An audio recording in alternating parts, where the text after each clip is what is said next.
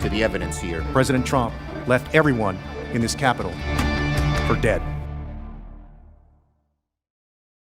It's Tuesday morning on Capitol Hill.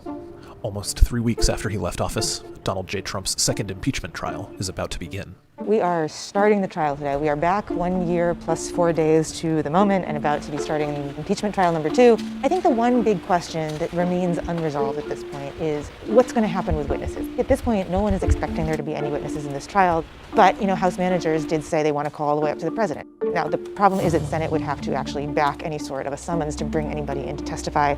That does not seem likely, but it is still possible. The House impeachment managers, led by Representative Jamie Raskin, make their way to the Senate floor. The Democrats open their presentation with a powerful 13-minute video outlining the events of January 6th. We will stop the steal.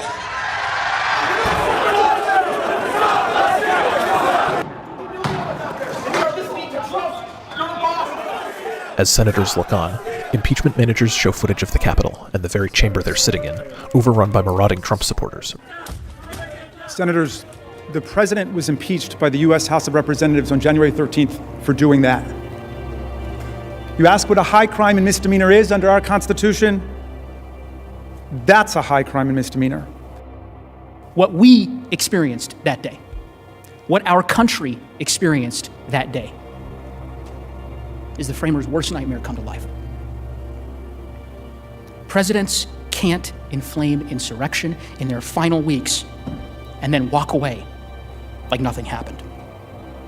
Ending on a personal story, Raskin breaks down as he talks about his daughter, who was with him in the Capitol on the day of the attack. I told her how sorry I was, and I promised her that it would not be like this again the next time she came back to the Capitol with me. And you know what she said? She said, "Dad, I don't want to come back to the Capitol."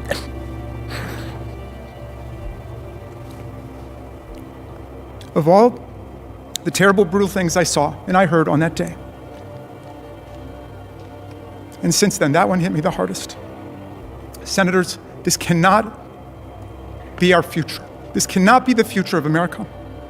We cannot have presidents inciting and mobilizing mob violence against our government and our institutions because they refuse to accept the will of the people under the Constitution of the United States. Democrats' opening arguments are over, and it's the defense's turn. One of Trump's lawyers, Bruce Castor, addresses the Senate. My name is Bruce Castor. I am the lead counsel for the 45th President of the United States. He got up and he gave this kind of sprawling, meandering speech. We changed what we were going to do on account that we thought that the House manager's presentation was well done. Every last Republican criticized him. We still know what records are, right?